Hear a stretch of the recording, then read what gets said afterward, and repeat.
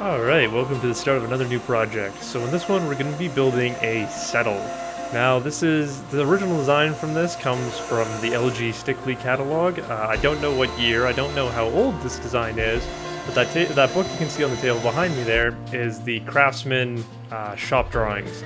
So I'm getting a lot of my dimensions from there, but I've gone through and changed a few just to make this piece kind of my own. So I'm starting by milling up all the leg stock, because the way this thing works is that the two front legs are just straight square posts, whereas the back legs have a slight taper or slight angle to the back to give you a little bit more of a comfortable sitting position.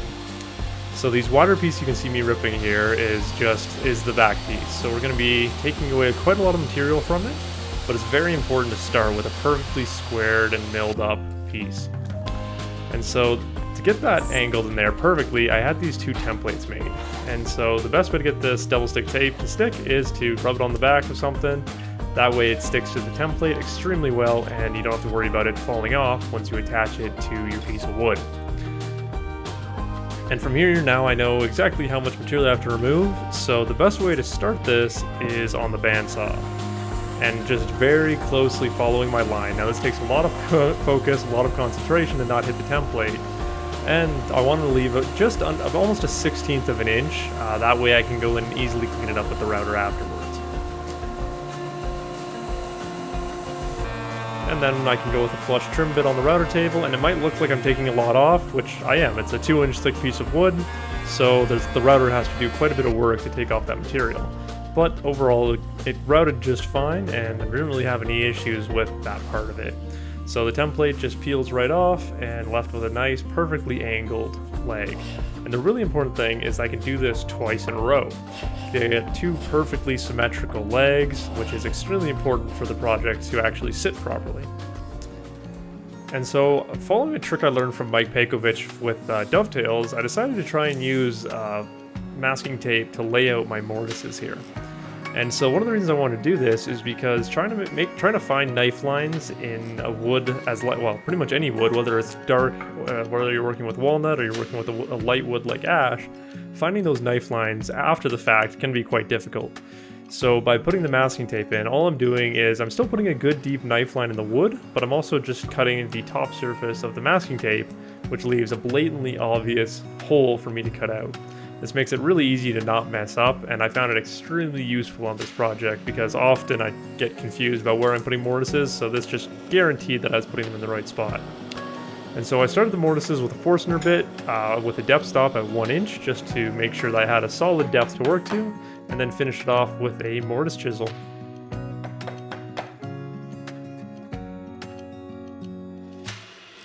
Now there was a lot of mortises on this project, so this took about 3 days to cut all these mortises on this. And you can see it took a lot of time, a lot of patience, and just slowly working away at the sidewalls to get it to that perfectly square point. And the really important thing to remember when you're doing this kind of stuff is that these don't need to be pretty. They need to be straight, they need to be square, but if the chisel jumps in and cuts off a little bit of the sidewall, that's why the mortise is generally fully hidden. Now I've got a lot of practice to do before I can do through Mortise and Tenon, but I'm hoping to eventually get good enough to do some of that.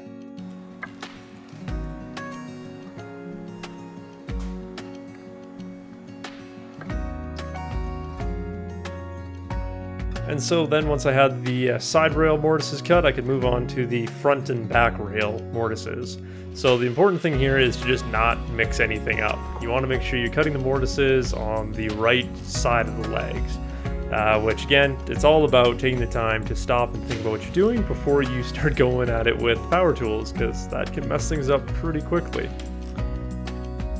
And the important thing here isn't so much getting your perfect numbers, perfect accuracy, it's repeatability. You want to make sure that both your front legs are going to have the cross rails at the exact same height. And so same thing, I started out with the Forstner bit, cleared out the majority of the waste, and then just cleaned up the sidewalls with the mortising chisel. And I avoided using my normal bench chisels for these because a bench chisel just is a little bit more fragile, meant for a little bit more fine-tuning work, whereas I found mortise chisels are really good for cutting out mortises because you can really beat on them and you can cut down a lot of material very safely without worry of damaging the chisel. And so from there I could start milling off the rest of my stock. So everything on this project came from 8/4 lumber. So that meant every piece I needed I had to resaw down to basically 4/4 thickness. Now in hindsight, this wasn't really a great idea. I've kind of learned better since doing this project that this can actually be kind of a pain in the butt. But one thing I have found is that with 8/4 lumber, you generally get a lot better, a lot nicer wood to work with. Just because to get 8/4 lumber, you have to go a little bit deeper down in the tree anyway. So you just, I don't know, I found that you get a little bit nicer wood. So I do like working with 8/4 lumber, but in this instance, it would have been smarter and probably would have saved me a little bit of time if I just started with 4/4. But again, it's just a matter of going through with all the pieces, jointing them on the jointer, planing them down to the thickness, and then cleaning up the matching edge on the table saw.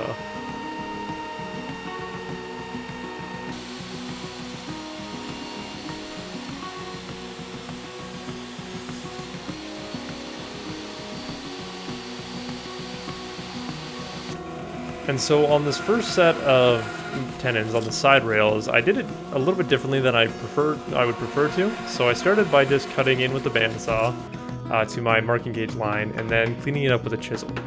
Now what I found is that my shoulder of my tenon kind of moved around a little bit. So in some I had a very nice straight square shoulder, on others it wasn't perfect. And so I found a different way to do that. But the important thing here is to clean up the tenons with a router plane. Going from both sides. This just guarantees that your tenon is perfectly centered, and you can see here I'm just test fitting to make sure that it's fitting in, and then I move on to the top and bottom of the shoulder. Again, starting with the router plane, just make sure that the tenon is perfectly centered on the piece of wood. And so my tenons were a little bit oversized. My mortises were about 3/4 of an inch, and my tenons were about an inch, so I just knocked them down on the shooting board and then fitted them up. And so on the long stretchers, I ended up doing it this way, where I scored a line with the table saw around the tent, where the tenon was going to be. This just gave me a perfectly even, perfectly accurate line to work to.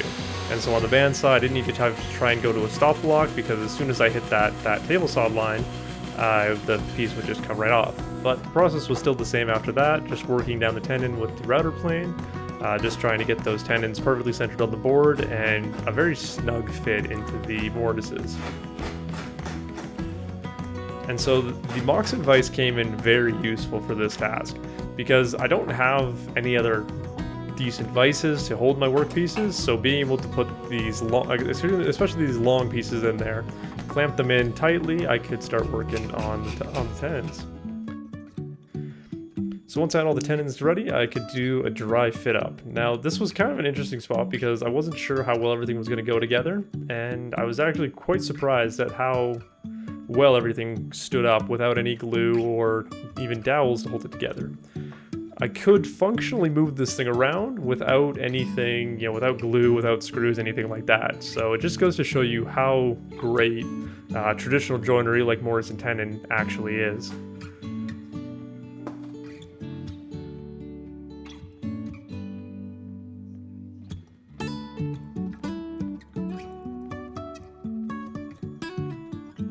But you can see it's a little bit awkward to move around because it's a little bit lopsided in weight right now. And it has a tendency to if you get it at the wrong angle, it will just fall apart. But with that, I moved on to the back slats. So initially I wanted to do all these back slats. There's 13 back slats, and I wanted to do Mortise and Tenon joinery for them. And my thought process for this was it would look a little bit more traditional. I think that's just how they would have originally been made. But when I tried to do it, it ended up being kind of a nightmare. Because in total there would have been 26 mortises, and they would have had to be about 1/4 inch wide to fit within my piece of wood here, and you can see just how rough they started turning out. And so because these were all going to be easily visible, I scrapped the plan and went for plan B, which I just cut a groove down both the top and bottom stretcher, and basically the slats that are going to be made out of walnut are just going to slide right into them. And so I made these slats again out of a nice chunk of 8/4 walnut that I had, and this actually had a really great result from it, because basically each slat has its own book matched pair. So in the final piece I put all these book matched pairs together, and it looks really awesome. But again, I just squared them all up, and then I used this coving bit on my router table to give them this nice little profile on the top and bottom, and it just adds this little bit more of an interesting detail.